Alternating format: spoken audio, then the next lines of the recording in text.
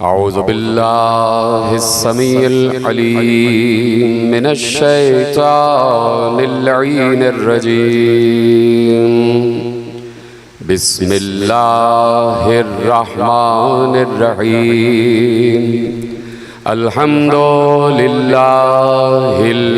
मअरूफ़े मिन गैरि रुयतिन वल खालिक़े मिन गैरि रबियतिन अल्लज़ी लम यज़ल क़ाइमन दाइमन इज़ ला समाउन ज़ातु अबराजिन वला लैलुन दाजिन वला बहरुन साजिन वला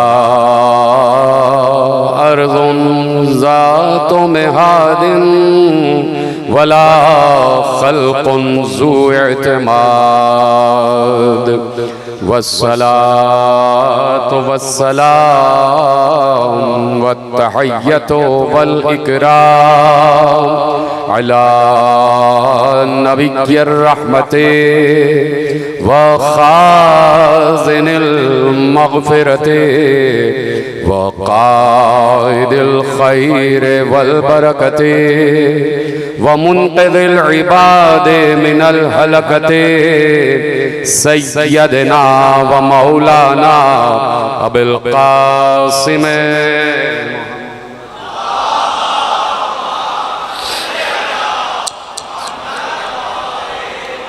व अहले बैतिहि तय्यबीन अत्ताहिरीन अल-मासूमीन अल-मज़लूमीन अल-मुंतख़बीन अल-मुंतजबीन अल्लज़ीना अज़हबल्लाहु अन्हुमुर रिज्सा व तहहरहुम तत्हीरा।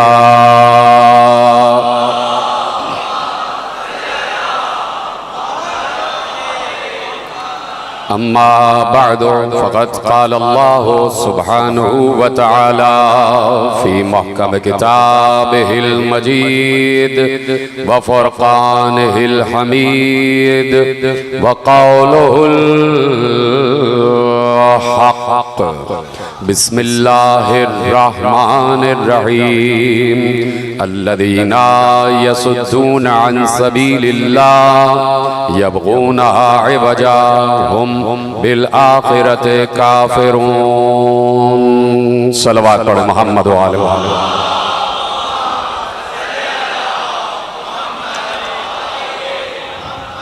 परवरदिगार आलम का शुक्र है और उसका एहसान अजीम है कि उसने हमें उस नेमत उज़्मा से वाबस्ता किया हुआ है कि वो नेमत उज़्मा वो है कि जब तक कोई नबी उस नेमत से वाबस्ता न हो उसका कार्य नबूवत ही पूरा नहीं होता। और ये नेमत उज़्मा अल्लाह ने हर दौर में अपने सबील के नाम से याद किया है। और ये सबीलुल्लाह उस वक्त से है कि जब से ये कारखाना कुदरत अल्लाह ने तख्लीक की मंजिलों से गुजारा है। तो मेरे अजीजों, अल्लाह ने जब ये कायनात बनाई है, जब ये दुनिया बनाई है और इस दुनिया में इंसान को भेजा है और इंसान को अक्ल सलीम अता की है, तो अक्ल का एक खासा ये है कि अल्लाह ने जिसे अक्ल दे दी उसे फिर आज़ाद छोड़ दिया। फिर अल्लाह उस पर जबर नहीं करता, फिर अल्लाह उस पर कराहत नहीं करता, फिर अल्लाह उस पर जबरदस्ती नहीं करता। जिसे अक्ल दे दी, अक्ल के अंदर ये बात वदियत कर दी गई है कि अक्ल पहचानती है कि अंधेरा क्या है, सवेरा क्या है।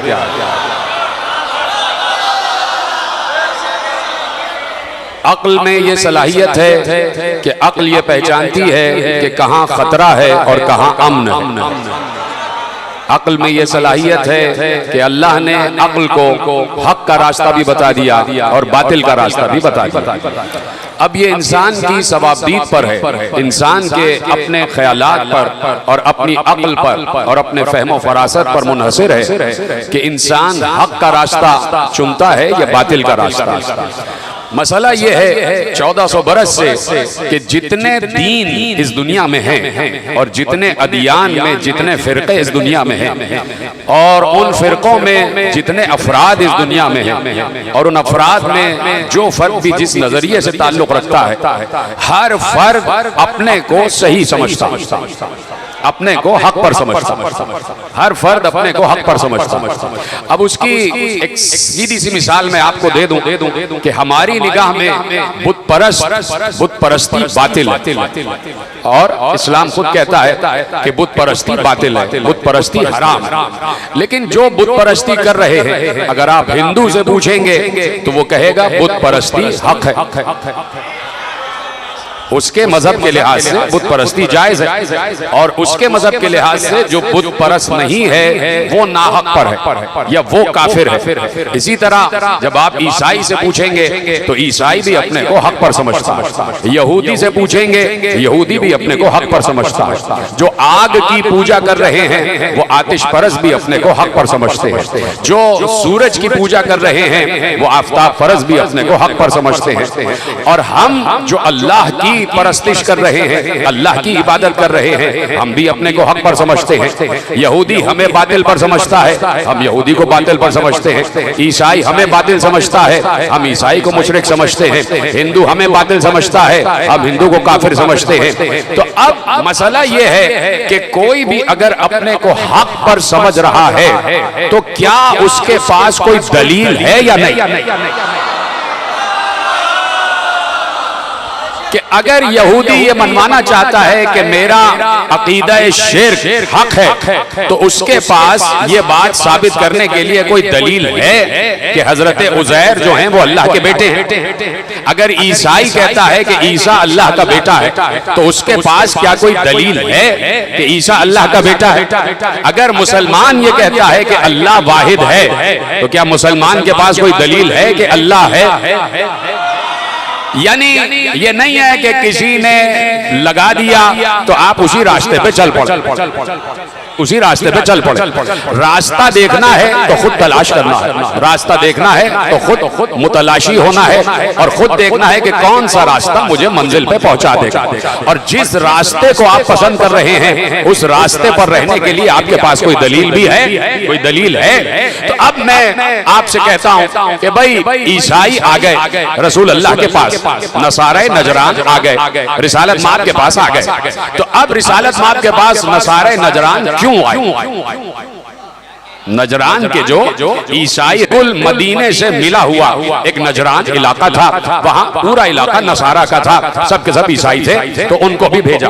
उनका सबसे बड़ा राहिब कोई 120 बरस उसकी उम्र थी और उसके बाद जो उसका छोटा भाई था 80 बरस उसकी उम्र थी। और जो इब्ने अस्कफ था कि जो उनके गिरजा का मुहाफिज और निगरान था, उसके पास वो गिरजा की चाबियां और वो तमाम तबरुकात और वो तमाम हिदाया और तो वो तमाम नज़ुरात और वो तमाम तोहफ़ उसके पास आते थे। ये जो नसारे नजरान का इलाका था ये सब के सब पहले बुत परस्त थे, बुत परस्त। रोम से उस जमाने की बात कर रहा हूं, 1400 बरस पहले की। रोम से एक सिविल इंजीनियर चला, एक इंजीनियर चला कि जिसे आप मुहंदिस कहते हैं, वो चला जो बिल्डिंग्स वगैरह तामीर किया करता था, बिल्डिंग से मुराद घर और इमारतें तामीर किया करता था, वो मुहंदिस था और वो सिविल इंजीनियर था। वहां से चला अपने रोजगार की तलाश में, नसारे नजरान के पास आ गया कि ये बस्ती आबाद हो रही है, यहाँ लोग आके आबाद हो रहे हैं तो मकान बनाए जाएंगे, तो मैं अपना यहाँ रोजगार तलाश करता हूँ। अब चूंकि वो ईसाई यहूदी, वो ईसाई पादरी था, वो ईसाई जो था वो ईसाई प्रीस्ट था, वो जानता था कि तौरात और ज़बूर और इंजील में क्या क्या लिखा हुआ है, तो वो एक तरीके का मुद्दई भी था, वो एक तरीके का दाई भी था। पहुंचा, उसने रोजगार की तलाश किया और उसने वहां अपने ईसाई मजहब की तबलीग भी शुरू कर दी।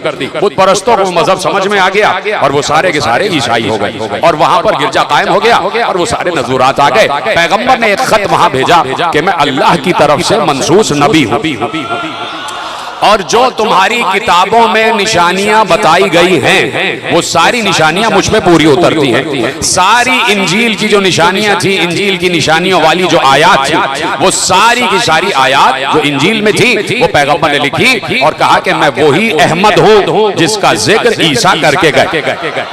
सलामत रहे, मैं वही अहमद हूं जिसका जिक्र ईसा करके गए कि एक अहमद आने वाला है। और वही यानी इंजील की आयत कुरान ने भी महफूज की है कि आखिरी दौर में एक नबी आएगा इस्मुहु अहमद। वो पैगंबर ने जो कुरान उम्मत को दिया उसमें वो आयतें लिखी हुई हैं जो इंजील वाली आयतें हैं। तो अब उन तक वो खतूत पहुंच गए। रात को बैठक हुई और उसके बाद खत पढ़ा गया, पैगंबर का खत पढ़ा गया और इब्ने अस्कफ ने भी पढ़ा और जो उनका सबसे बड़ा राहिब था उसका नाम सैयद था, उसने भी पढ़ा। और उसके बाद जो उसका आने वाला राहिब था उसका नाम आतिब था, उसने भी पढ़ा। और सारे 14 के 14, 15 के 15 जो काबीना के अफराद थे उन्होंने पढ़ा और पढ़ने के बाद रात भर गौर व फिक्र किया। जब गौर व फिक्र किया तो सबसे बड़ा जो राहिब था 120 बरस का सैयद, उसने कहा ठीक है चलते हैं, इसने बुलाया है तो चल के इससे बात करते हैं। जिसने नबूवत का दावा किया है इब्ने अब्दुल्ला, इससे चल के बात करते हैं। तो जाके गुफ्तगू करते हैं, अपनी दलीलें पेश करते हैं और उसकी दलील सुनते हैं, अपना नजरिया अपना अकीदा पेश करते हैं और उसका नजरिया और उसका अकीदा सुनते हैं। चले यहाँ से चले और इन्होंने 70 अफराद में से 14 अफराद मुंतखब किए। 70 में से 14 अफराद के जो बात करने सकते थे और बात करने के काबिल थे। चले चलते चलते एक बार बिल्कुल चूंकि मदीने से मिला हुआ था तो पैदल का रास्ता था, चले तो ये बड़ा भाई जो सैयद था ये चूंकि जरा सी कमर झुकी हुई थी और साथ में उसका छोटा भाई भी और इब्ने अस्कफ भी चल रहा था और बाकी के 10 अफराद 11 अफराद भी चल रहे थे। ऐसे में इस बड़े पादरी के चलते चलते पांव में ठोकर लगी, पत्थर से ठोकर लगी।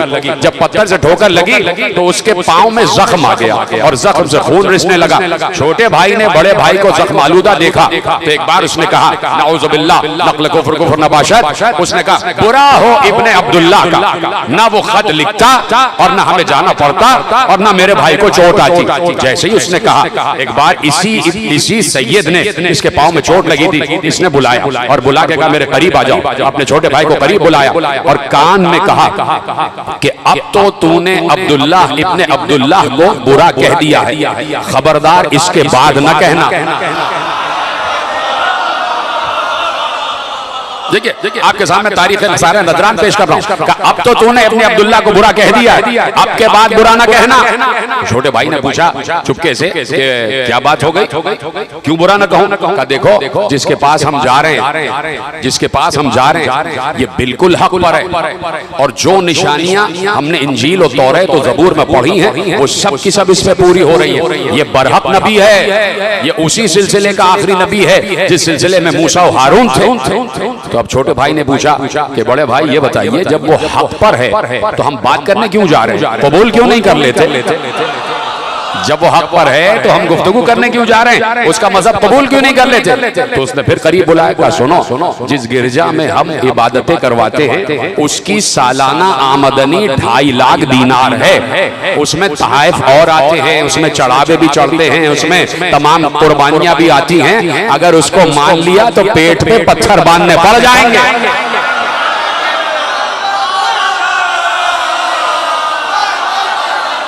तो बहुत से लोग हक की तरफ इसलिए नहीं आते कि उनके मुआशियात का मसला है।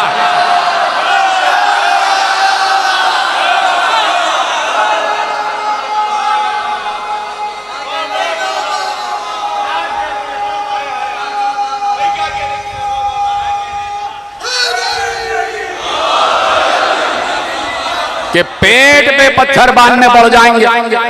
उसने कहा कि भाई चले गए तो पेट पे पत्थर बांधने पड़ जाएंगे। गए पहुंचे बैठे, पैगंबर ने कहा गुफ्तगू शुरू की जाए। गुफ्तगू हुई, बातचीत हुई।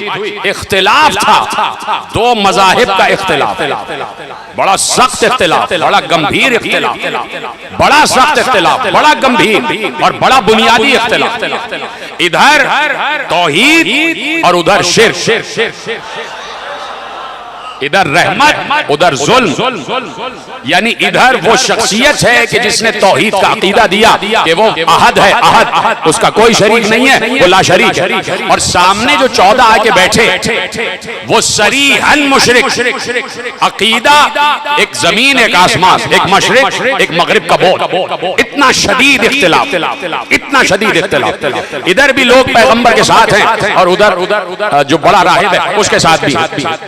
यानी मुकाबला है और बात हो रही है। पैगंबर ने कहा बैठ जाओ,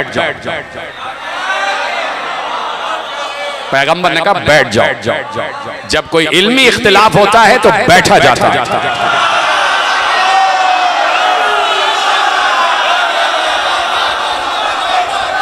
पैगंबर ने कहा बैठ जाओ। ये है रहमत, और जो रहमत मजहब दे रहा है वो मजहब रहमत। पैगंबर ने कहा बैठ जाओ।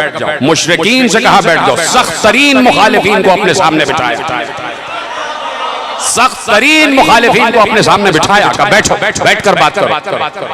जहां अकीदे का टकराव हो रहा है, नजरियात का भी नहीं, दीन टकरा रहा है, दीन टकरा रहा है, नजरिया नहीं, अकीदा टकरा रहा है, दीन टकरा रहा है। इतना शदीद इख्तिलाफ, एक तरफ तौहीद, एक तरफ शिर्क, एक तरफ तौहीद, एक तरफ शिर्क। क्या पूछने आए हो? गुफ्तगू हो रही, गुफ्तगू हो रही। इसलिए कि सामने वाले को अपनी फिक्र पे लाना, सामने वाले को अपनी फिक्र पे लाना, अपने अकीदे पे, अपने नजरिए पे, अपने नजरियात पे लाना है। तो पैगंबर ने पूछा क्या कहना चाहते, क्या मसला? का मसला यह है कि हम पूछना चाहते हैं कि आपका ईसा यसू मसीह के बारे में क्या अकीदा, ईसा के बारे में आपका क्या अकीदा? पैगंबर मुस्कुराए, पैगंबर ने मुस्कुरा के कहा कि पहले तुम बताओ तुम्हारा ईसा के बारे में क्या अकीदा। देख रहे हैं कि पैगंबर ने मौका दिया कि बात करो। रसूल ने मौका दिया कि बात करो, बैठ के बात के, समझ रहे हैं आप? बैठ के बात के, मौका दिया, बैठ के बात के। तो मेरे अजीजों बैठ गए और कहा कि ये बताओ कि तुम्हारा क्या अकीदा है ईसा के बारे में। उन्होंने कहा कि हमारा अकीदा ये है कि ईसा अल्लाह का बेटा, इब्नुल्लाह, इब्नुल्लाह। पैगंबर मुस्कुरा के कहते हैं कह सकते थे कोई मौलवी या मुल्ला या कोई बड़ा ताकतवर जवान बैठा होता बेतुका, तो वो पलट के कहता उठो, साहबा से कहता उठो और इनकी गर्दन मारो। इसलिए कि शिर्क कर रहे हैं मेरे सामने। किसी से भी कह सकते थे अली उठो और इनकी गर्दन मार दो, 14 के 14 के ज़िबा कर दो। इसलिए कि मेरे सामने शिर्क कर रहे, खबरदार नहीं बोलो मेरे सामने, गलत किया है तुमने, तहजीब के खिलाफ बात की है। तुम्हें नहीं पता कि तहजीब मजलिसी क्या है, तो गर्दन मार दो इनको। पैगंबर ने ये नहीं किया। पैगंबर ने कहा कि तुम्हारा अकीदा ये है कि ईसा अल्लाह का बेटा। इतनी बड़ी बात, यानी जो बानिए तौहीद है, जो बानिए तौहीद है, उसके सामने बात हो रही है कि ईसा अल्लाह का बेटा। जलाल नहीं आया पैगंबर, जलाल में नहीं आया। पैगंबर ने क्या कहा? पैगंबर ने कहा ये बताओ तुम्हारे इस अकीदे की तुम्हारे पास कोई दलील है? तुम्हारे पास कोई दलील? उन्होंने कहा कि दलील है। वो भी दलील लेके आए, हालांकि शिर्क पर कायम है, कुफ्र पर कायम है, जहालत है, लेकिन दलील लेके आए। दलील का दलील ये है कि ईसा बगैर बाप के पैदा हुए। आपका भी ये अकीदा है कि ईसा का कोई बाप नहीं था, तो जो बगैर बाप के पैदा हो उसका बाप अल्लाह होता। तो अल्लाह है ईसा का बाप, इसलिए कि ईसा सिर्फ माँ के जरिए से इस दुनिया में आए, बाप नहीं था। पैगंबर मुस्कुरा दिए। पैगंबर ने आसमान की तरफ देखा, जिब्राइल नाजिल हो गए और जिब्राइल ने कहा इन्ना मसला ईसा का मसाले आदम। हाय हाय हाय हाय हाय खलक़्तहु मिन तुराबिन सुम्मा क़ाल लहू कुन फयकून। कहा कि इनसे कह दीजिए कि ईसा की मिसाल आदम की है। हमने आदम को भी मट्टी से खल्क़ किया और फिर कहा कुन, तो वो हो गए। यानी पैगंबर ने आयत पढ़ी और आयत पढ़कर ये समझाया कि अगर तुम्हारी दलील ये है कि जो बगैर बाप के पैदा हो उसका बाप अल्लाह होता है, तो इस तरह अल्लाह का बेटा होने का हक तो पहले आदम को है। जी सलामत रहे आप। इस तरह अल्लाह का बेटा होने का हक तो पहले आदम को है, इसलिए कि आदम के तो ना माँ है ना बाप है। आदम तो मट्टी से खल्क हो गए और ना माँ है ना उनका बाप है, तो आदम तो मट्टी से खल्क हुए। अब जैसे ही इतनी बड़ी दलील दी, आप देख रहे हैं कितनी बड़ी दलील दी, सामने वाला कट हुज्जत था, कच बहस था, जाहिल था, उसने इतनी बड़ी दलील को न माना और कहा कुछ भी कह दें हम इस अपने अकीदे से हटने वाले नहीं। तो भी पैगंबर ने कहा कि तलवार उठाओ और ये मुर्तद हैं, ये काफिर हैं, ये मुशरिक हैं, इनको मारो। पैगंबर ने कहा नहीं, इसलिए कि इस्लाम हक मजहब है और हक के पास सिर्फ एक ही रास्ता नहीं है कि हक अपने आप को डंडे से मनवाए। हक इस्लाम इतना मजबूर मजहब नहीं है, हक इतना मजबूर नहीं होता कि हक के पास सिर्फ एक रास्ता हो कि वो तशद्दुद से मनवाए, वो लड़ाई झगड़े से मनवाए, वो दस्तोगरीबान होकर मनवाए, वो तलवार से मनवाए, वो मैदान जंग से मनवाए कि इस्लाम क्या है। पैगंबर ने कहा इस्लाम इतना मजबूर मजहब नहीं है कि हम तुम्हारे खिलाफ तलवार निकालें और बताएं कि इस्लाम को मानो। इसके अलावा मैदान जंग के अलावा एक और भी मैदान हमारे पास है और वो ये है लानत नस्लों का पीछा कर।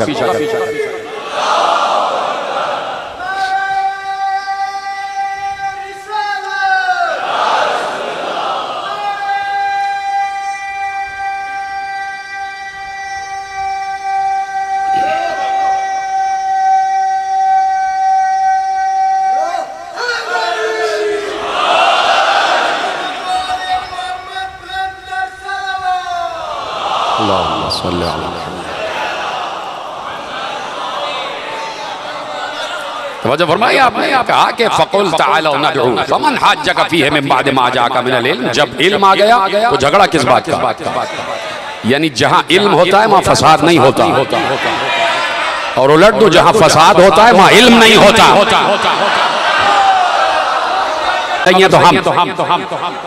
तो फरमा रहे कि इसलिए देखिए बहुत सी बातें जहां से मैंने बात शुरू की है कि आज भी बहुत सी बातें ऐसी हैं कि जो इस्लाम की साबित हो रही है। जैसे जैसे जमाना तरक्की करके आगे बढ़ रहा है, इस्लाम की और इस्लाम से हटकर जो बानियाने इस्लाम, जो वारिसाने इस्लाम है, उनका एक एक कौल साबित हो रहा है, एक एक कौल साबित हो रहा है। यानी ये जैसे जैसे ये डिस्कवरी करते चले जा रहे हैं, आगे बढ़ते चले जा रहे हैं, दरियाफ्ते करते चले जा रहे हैं, तो हर तरफ से आपके आइम्मा के अक़वाल साबित होते चले जा रहे हैं। देखिए हम कभी ये बात नहीं कहते। मेरे उस्ताद थे आयतुल्लाह आगाए सुल्तानी, शहीद हो गए कराची में, उनको शहीद कर दिया, ईरान से उनका ताल्लुक था, और वो आगाए खुई अलैह रहमा के वकील मुतलक, और हमारे उस्ताद थे, हमने उनसे पढ़ा मदरसे। तो वो हमें पढ़ाते थे निसातुबुस सुबियान, एक लुगत थी, वो लुगत जो है वो मंजूम लुगत थी, मंजूम यानी अरबी और फारसी लुगत, उर्दू नहीं, अरबी फारसी, अरबी फारसी, अरबी के अल्फाज और उसके फारसी में तर्जुमा मंजूम लुगत। अबू नस्र फराही बहुत बड़ा एक शायर गुजरा, उसने अरबी फारसी लुगत नज़्म इलाहस्त अल्लाह रहमान खुदा, अब देख रहे हैं मिसरा, इलाहस्त अल्लाह रहमान खुदा, दलील अस्त हादी तुगो रहनुमा, मोहम्मद से तोदा अमीन उस्तवार, बेकुरान सना गुफ्त वैरा खुदा। देखना यानी इस तरीके से उन्होंने, तो वो हमें पढ़ाते थे, और उन्होंने हमें मिनहाजुस सालिहीन आकाए खुई का जो रिसाला था वही उन्होंने हमें पढ़ाया, क्योंकि जितने उलमा, जितने मुज्तहिदीन गुजरे हैं, सबका अपना अपना रिसाला होता है, सबकी मिनहाज होती है। उस मिनहाज में से जो पब्लिक के लिए मसाइल होते हैं, जो पब्लिक के यानी इस्तेमाल के होते हैं, वो उसको अलग से करके तौज़ीहुल मसाइल करके कि आपके ये मसाइल है, इससे हट के कोई मसाइल है तो फिर आप रुजू कीजिए। तो मिनहाज में बड़े तरीके से और बड़े डीप में जाके मसाइल और रसाइल होते हैं। मतलब मैं आपको एक बात बताऊं, हमारे मदरसों में पढ़ाई जाती है किताब लुमा और शरह लुमातुद दमिश्किया। तो लुमातुद दमिश्किया जो है वो शहीद सानी ने जेल में बैठ के लिखी, कैद खाने में बैठ के लिखी, और तकरीबन 20 दिन में लिखी, इसलिए कि उसके बाद उनको फांसी मिलने वाली थी, तो उन्होंने 20 दिन में लुमा लिखी, और वो छोटी सी किताब थी। तो उसकी शरहें जो हुई वो 20-20 जिल्दों में हुई, और आज तक उसमें ये सारी चीजें पढ़ाई जाती है। तो हमारे जो उस्ताद थे आगाए सुल्तानी शहीद अलैह रहमा, वो अक्सर एक बात कहते थे, वो कहते थे कि साइंस के किसी उसूल से आइम्मा के कौल को साबित ना करना। कि देखो साइंस ये कह रही है, हमारे इमाम पहले कह गए थे। क्या? इसलिए कि साइंस, देखिए कितनी बड़ी बात की, इसलिए उन्होंने कहा साइंस हर दौर में अपना उसूल बदलती रहती है, आइम्मा का कौल कभी नहीं बदलता। साइंस हर दौर में उसूल बदलती है, आइम्मा का कौल कभी नहीं बदलता। लेकिन मैं साबित नहीं कर रहा, मैं साइंस से साबित नहीं कर रहा, लेकिन एक सिर्फ बात बता रहा हूं आपको कि जैसे जैसे तरक्की की राहें आगे बढ़ा रहे हैं, मसलन मैं आपको इमाम जाफर सादिक अलैहिस्सलाम का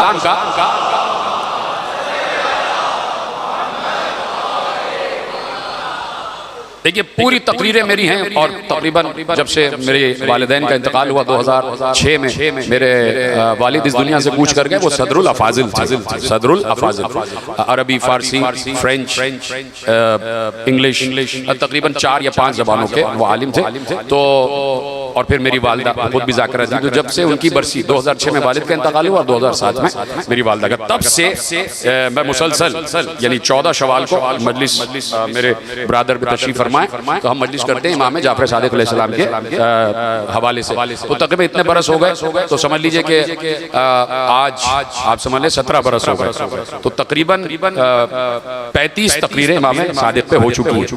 वहीं से अपनी एक तकरीर से जुमला आपके हवाले करता हूँ कि बैठे हुए थे लोग और मेरे मौला का मदरसा सजा हुआ है, यूनिवर्सिटी जिसे कहते हैं, सबसे पहली यूनिवर्सिटी।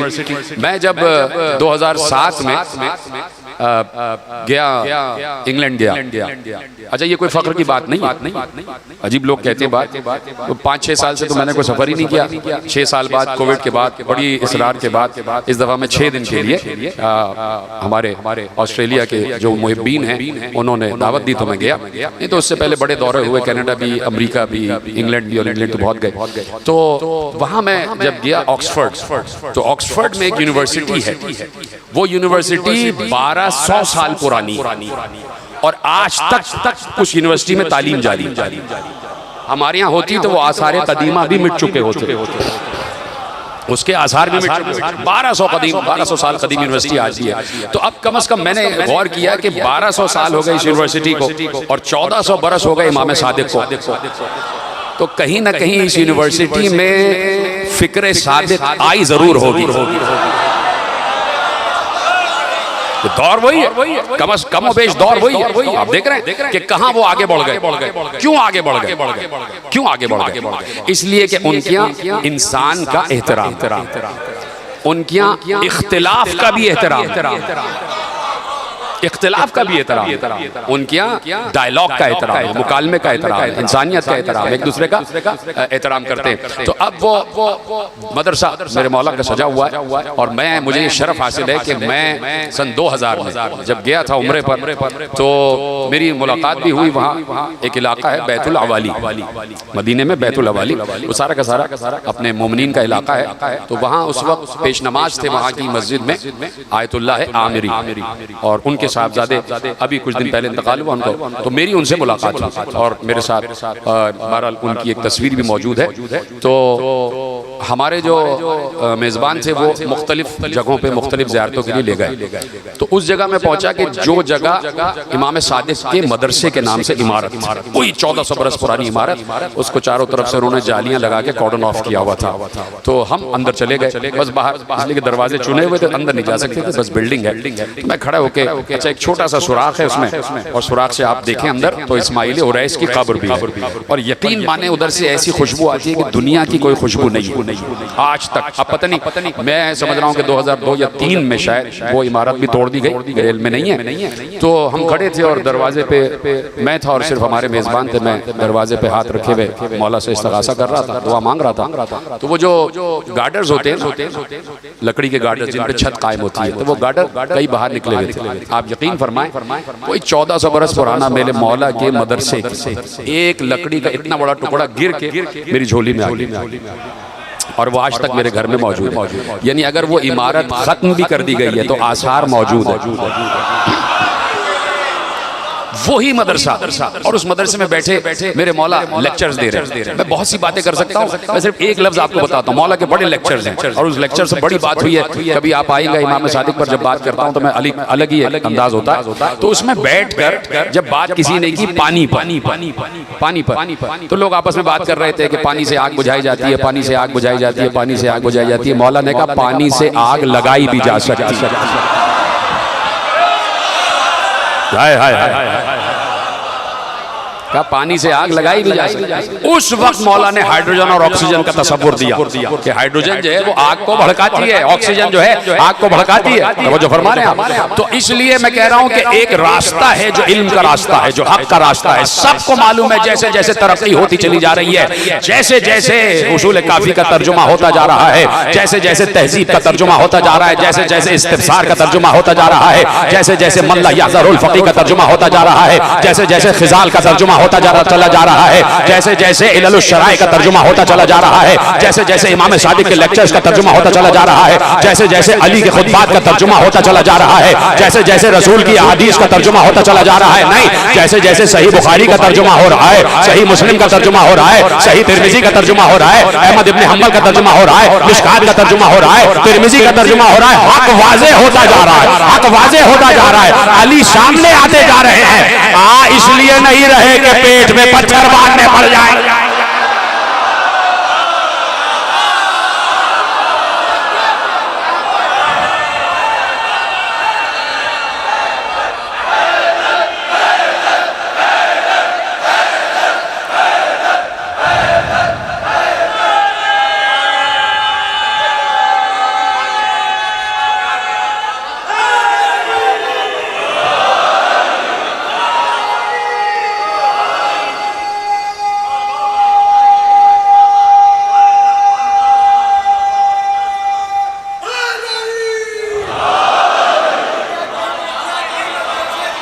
तवज्जो फरमाइए कि भाई क्यों नहीं आ रहे? जब हक वाज़े हो गया तो आ जाओ, तो आ जाओ, पढ़ लो अलीउन वलीउल्लाह, पढ़ लो अलीउन वलीउल्लाह। अच्छा, अलीउन वलीउल्लाह भी सिर्फ पढ़ लेना काफी नहीं है, बहुत से पढ़ के भी अली को नहीं समझ रहे हैं। जैसे बहुत से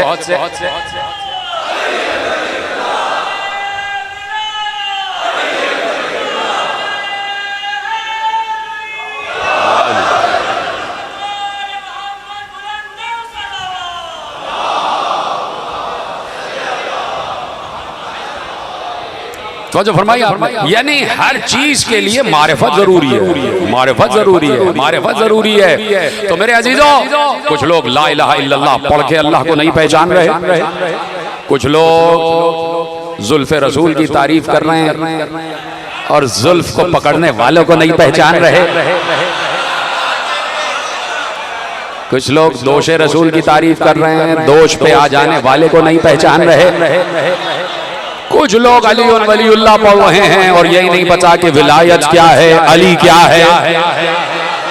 इसलिए कि अली और वलीउल्लाह अकेला अली और वलीउल्लाह नहीं है।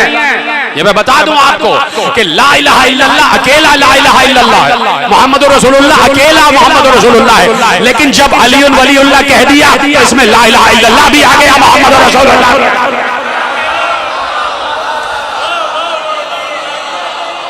इसलिए कि अली और वलीउल्लाह कलमाए विलायत, कलमाए विलायत न कहता मैं ये बात अगर मेरे 8वें इमाम ने ये ना कहा होता कि ला इलाहा इल्लल्लाह की शर्त अली और वलीउल्लाह है।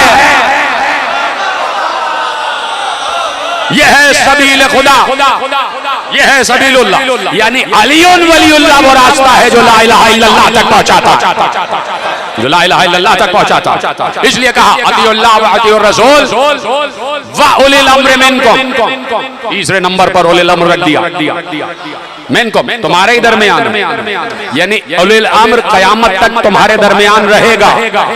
हाय हाय हाय, कहां बैठे हैं आप भाई? आपसे बढ़कर कौन समझेगा? हम तो आप और हम मिल के समझा रहे हैं उम्मत को। उलिल अम्र मिनकुम, मिनकुम उलिल अम्र मिनकुम, तुम्हारे ही दरमियान। मिनकुम का तर्जुमा ये नहीं कि तुम में से, आप लुगत में तर्जुमे ले जाइए तो हमारे पास भी कुछ अल्फाज हैं, फिर उसका तर्जुमा करो। आप कह रहे हैं मिनकुम तुम में से, चलो मिनकुम का मतलब लुगत कह रही है तुम में से उलिल अम्र होगा। तो अगर आप लफ्ज ब लफ्ज तर्जुमे पर ठहर रहे हैं तो मेरे पास भी एक लफ्ज है, जरा तर्जुमा करो। इजाजत है पढ़ो भाई। उम्मत कह रही है मिनकुम उलिल अम्र मिनकुम, मिनकुम का मतलब अल्लाह कह रहा है तुम ही में से उलिल अम्र होगा, यानी अपने दरमियान में से कोई उलिल अम्र चुन लो। मिनकुम मिनकुम मिनकुम, लफ्ज पे गौर करो, लफ्ज पे गौर करो, लुगत पे गौर करो। आइए लुगत पे गौर करते हैं, लुगत पे गौर करते हैं, फिर हमें आप बताइएगा कि इस लफ्ज का मतलब क्या। इजाजत है पढ़ो।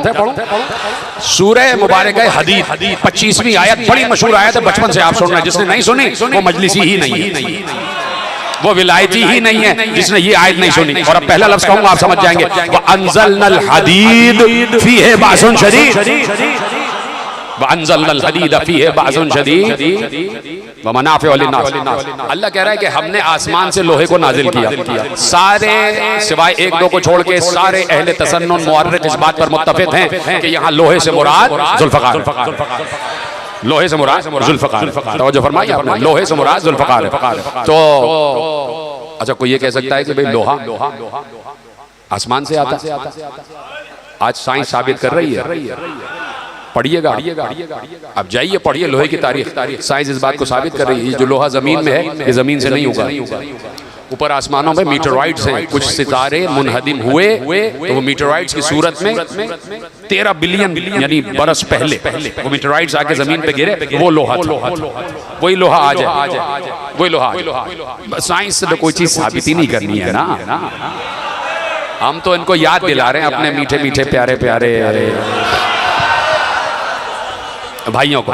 तो वअंज़लनल हदीद फीहि बासुन शदीद व मनाफ़िउ लिन्नास, हमने लोहे को आसमान से नाजिल किया जो बड़ा सख्त है और जिसमें इंसानों को बड़े फायदे। अब अल्लाह कह रहा है, अब आओ तर्जुमा करते हो ना, लुगत डिक्शनरी से तर्जुमा करो। मिनकुम का मतलब तुम में से, आओ अब तर्जुमा करो। अल्लाह कह रहा है वले यअलमल्लाहु मन यंसुरुहु व रसूलुहु बिल गैब। अल्लाह कह रहा है तुम्हें पता है हमने इस लोहे को आसमान से क्यों नाजिल किया। अब लफ्ज बलफ्ज तर्जुमा कर रहा हूं, तवज्जो से सुनिएगा। हमने लोहे को आसमान से नाजिल किया, वले यअलमल्लाहु मन यंसुरुहु व रसूलुहु बिल गैब। हमने लोहे को आसमान से नाजिल किया ताकि अल्लाह को ये मालूम हो जाए, अल्लाह को ये इल्म हो जाए कि कौन है जो मेरा भी मददगार है और जो मेरे रसूल का भी मददगार है। अब लीजिए तर्जुमा, अल्लाह को मालूम हो जाए, यानी जब लोहा आसमान से नाजिल होगा तो अल्लाह को मालूम होगा। हाय हाय हाय हाय हाय, कहाँ बैठे हैं आप? कि जब लोहा आसमान से नाजिल होगा तो अल्लाह को मालूम होगा, यानी इससे पहले नाउज़ुबिल्लाह अल्लाह आलिम नहीं था। बात पहुंच रही है ना। ऐसी और भी आयतें जो पेश कर सकता हूं, लेकिन सामने की जो आपको याद है वो पेश कर रहा हूं। वले यअलमल्लाहु मन यंसुरुहु व रसूलुहु बिल गैब, ताकि अल्लाह ये जान ले। तो अब यहाँ तर्जुमा क्या होगा, मेरे आइम्मा ने बताया। सिर्फ मासूम 14 मासूम गुजरे हैं, 12 इमाम गुजरे हैं जिन्होंने कुरान की हुर्मत बचाई है और अंबिया की हुर्मत बचाई है। अली निकल जाते थे बाजारों में, अपने दौरे खिलाफत में भी और वैसे भी निकल जाते थे, और अली कहते थे खबरदार अगर किसी ने किसी नबी की तौहीन की, खबरदार आदम से गुनाह नहीं हुआ, खबरदार इब्राहिम ने झूठ नहीं बोला। ये सारी चीजें आइम्मा ने और मेरे मौला अली ने तकद्दुस अंबिया को महफूज किया है और तकद्दुस कुरान को महफूज किया है। तो आइम्मा ने बताया वले यअलम अल्लाह का मतलब क्या होगा। वले यअलम अल्लाह का मतलब ये नहीं होगा कि अल्लाह ये जान ले कि कौन है जो अल्लाह का मददगार है का, नहीं। अब यहाँ वले यअलम अल्लाह का मतलब ये होगा ताकि अल्लाह तुम्हें बता दे कि कौन मेरा मददगार, कौन रसूल का। देखिए कितना अच्छा मौका, यानी मौला ने बता दिया और मैं आपको बताता हूँ, आगे बढ़ जाऊं। यानी जुल्फकार से बेहतरीन कोई मिसाल ही नहीं हो सकती। जुल्फकार, नुज़ूल जुल्फकार, मंजर नुज़ूल जुल्फकार, वक्त नुज़ूल जुल्फकार, बात खत्म हो रही है। यौम नुज़ूल जुल्फकार से बढ़कर इस आयत की तफसीर कोई हो ही नहीं सकती। अंज़लनल हदीद फीहि बासुन शदीद व मनाफ़िउ लिन्नास व लियअलमल्लाहु मन यंसुरुहु व रसूलुहु बिल गैब। लीजिए मैंने तरावी पढ़ दी।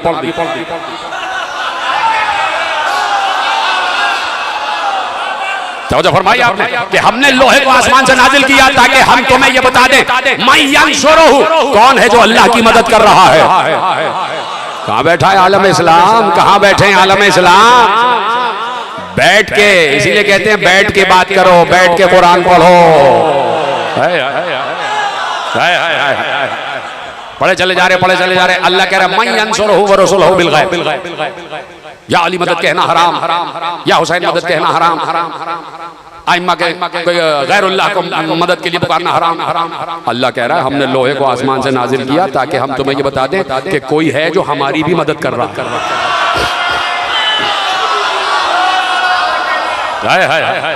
अब कुरान की आयत को झुटलाया तो नहीं जा सकता भाई। कुरान की आयत है, हदीस नहीं है कि जिसपे बहस हो जाए कि भाई कुछ है या नहीं है, मुसनद है या नहीं है, वैलिड है या नहीं है। कुरान की आयत है, 25वीं आयत सूरह हदीद, जाके पढ़ लीजिए। मैं यंसुरुहु व रसूलुहु, सिर्फ यही नहीं कि कौन है जो मेरा मददगार है और कौन है जो मेरे रसूलों की भी छुप कर मदद कर रहा है।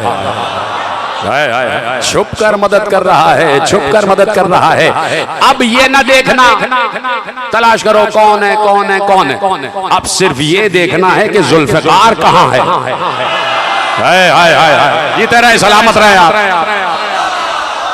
अब इधर उधर नहीं देखना है, अब सिर्फ ये देखो कि जुल्फिकार नाजिल हुई तो किसके हाथ में गई। जिसके हाथ में जुल्फिकार गई वही उसका भी मददगार, रसूलों का भी मददगार।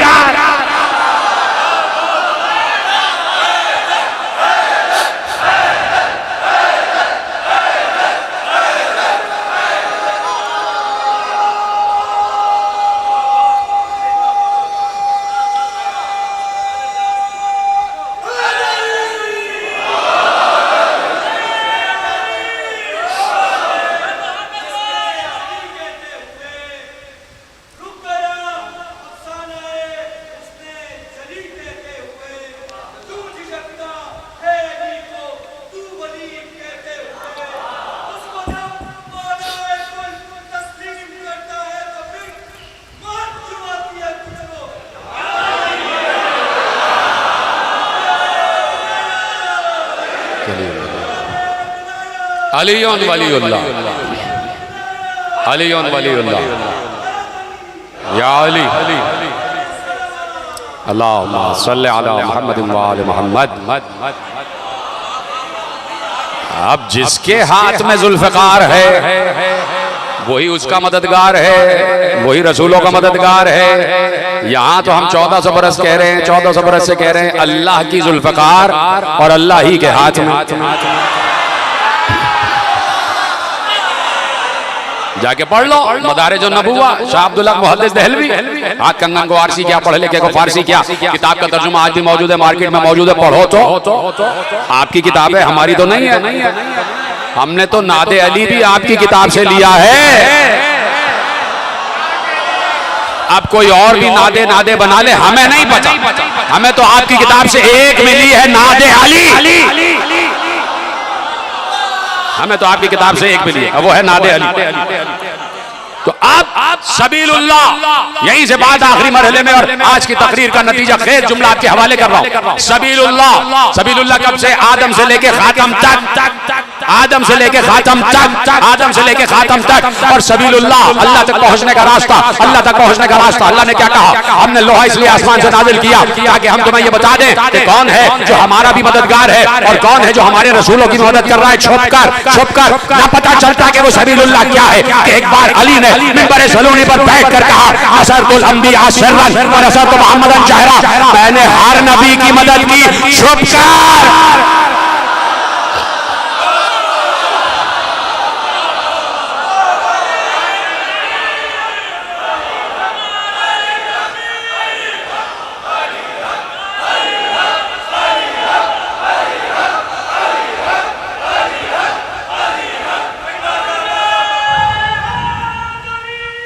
या अली,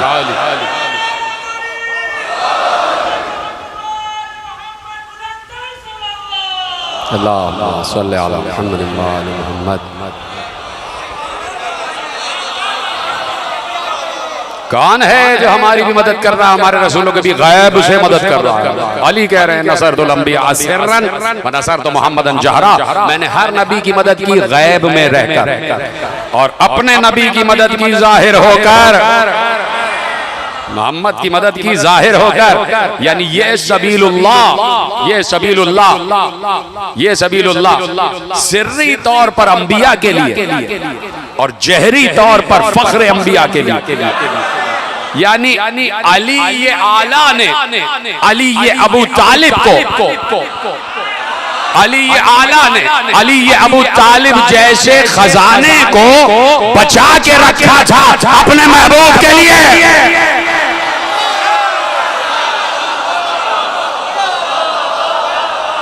बचा के रखा था अपने महबूब के लिए कि अली मेरे महबूब के लिए है, इसलिए कि महबूब सबसे बड़ा है, इसलिए कि सबसे बड़े का महबूब है, सबसे बड़े का महबूब है तो सबसे बड़ा महबूब, और जो सबसे बड़े का महबूब है उसने अपने महबूब को कोई मामूली तोहफा नहीं दिया, उस तोहफे का नाम भी अली रखा।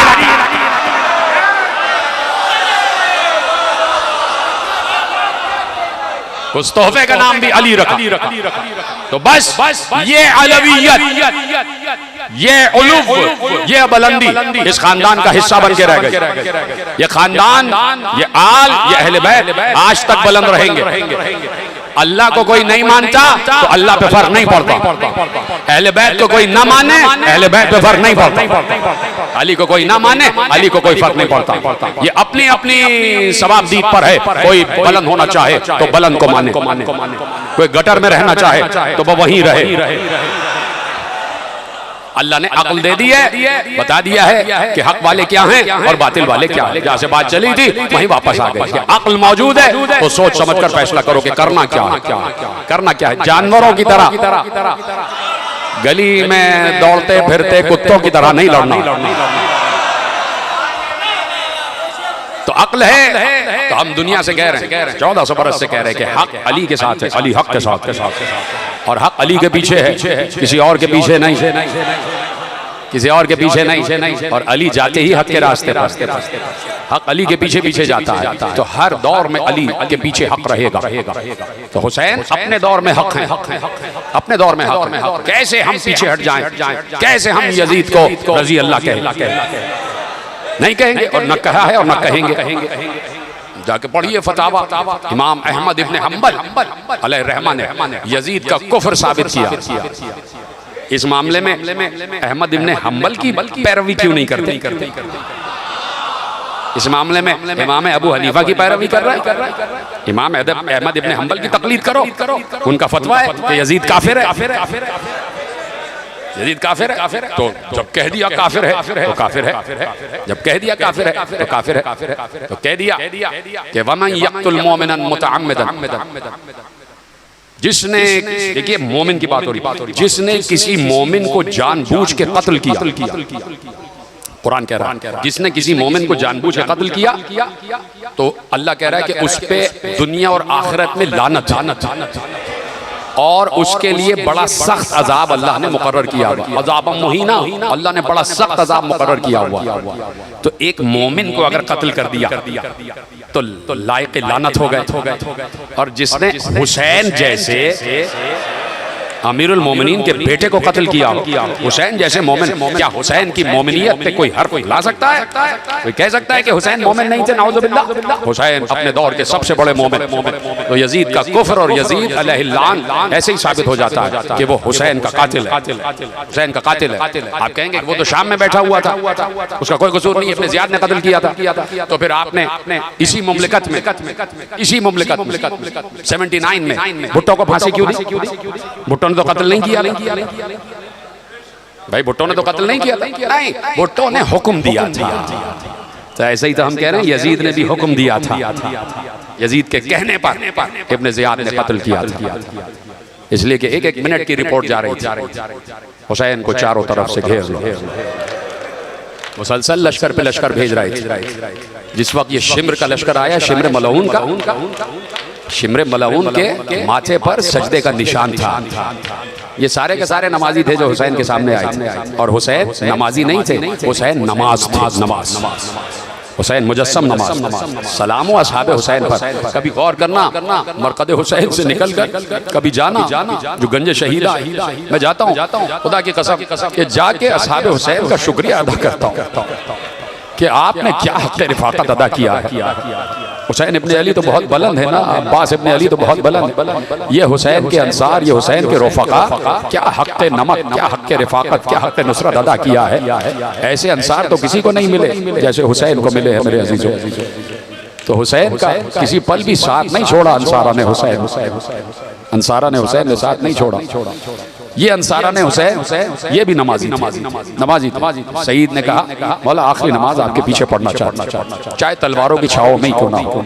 ऐसी होती है नमाज, ऐसी होती है नमाज कि तलवारों की छाओं में हो रही, उधर भी नमाज पढ़ी जा रही थी और इधर भी नमाज पढ़ी जा रही थी। मेरे अजीजों, ऐसे थे अंसारा ने हुसैन।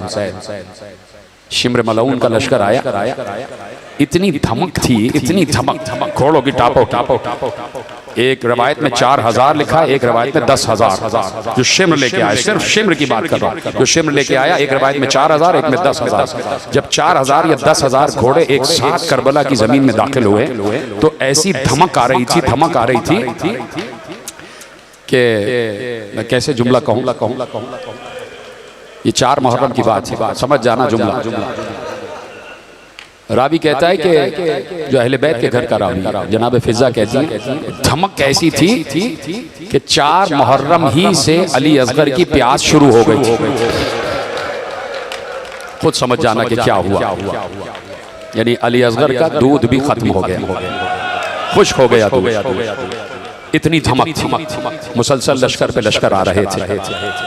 7 मुहर्रम तक लश्कर आए हैं और 9 मुहर्रम तासुआ, 9 मुहर्रम को तासुआ और 10 मुहर्रम को आशूरा कहते हैं। तासुआ यानी 9 मुहर्रम वो दिन है किसके लिए लिखा है कि उस दिन चारों तरफ से हुसैन को घेर लिया गया।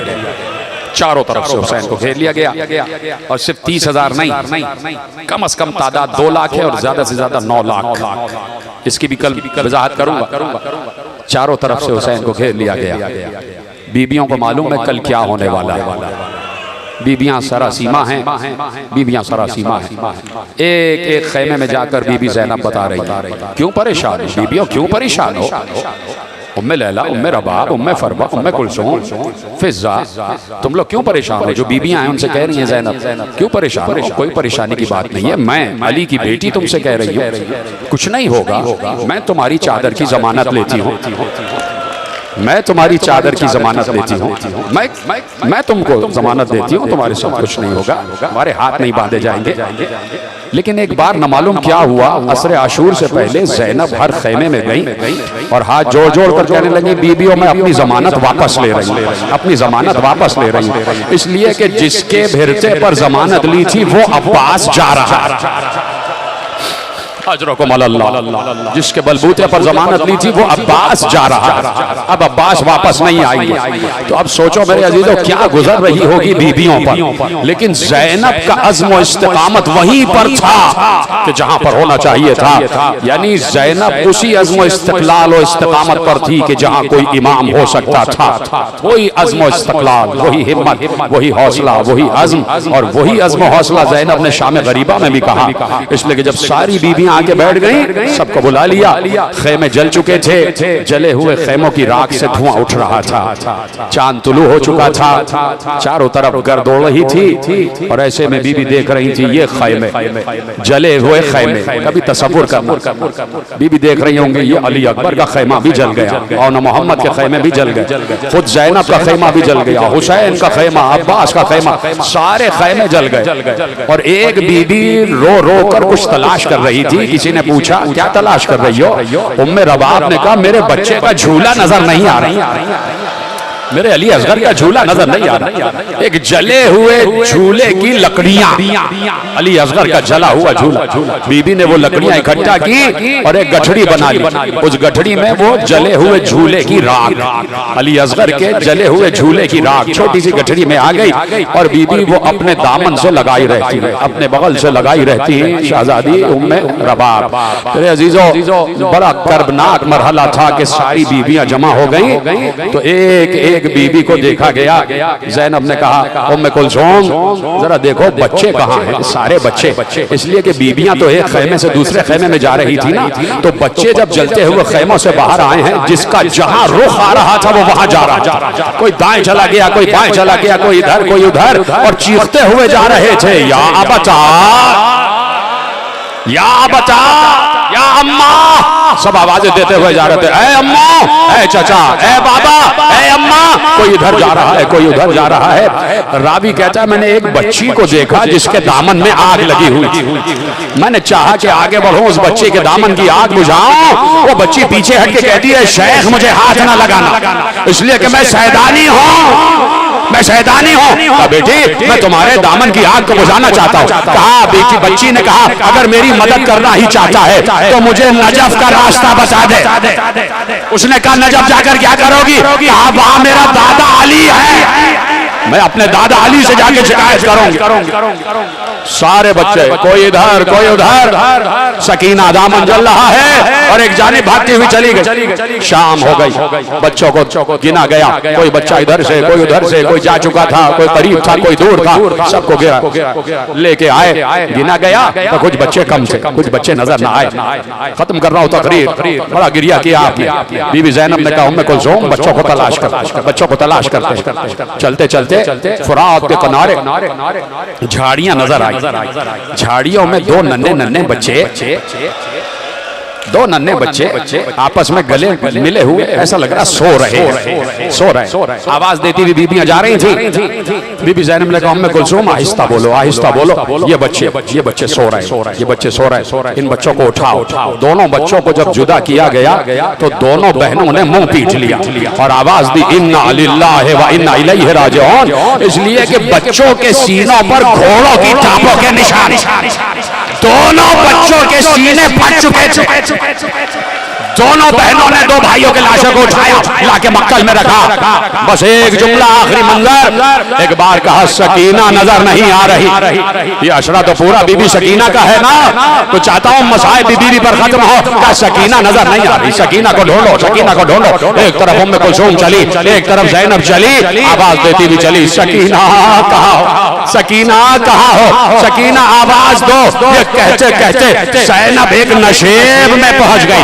खुद ज़ैनब ने बयान किया कि एक सर कटी हुई गर्दन से आवाज आ रही थी, ज़ैनब आहिस्ता बोलो, सकीना मेरे सीने पर है, सकीना मेरे सीने पर। ज़ैनब आगे बढ़ी, सकीना को उठाया, प्यार किया, सकीना जाग गई। वो भी अम्मा मुझे बाबा के सीने पर सुला दे, मुझे बाबा के सीने पर सुला दे।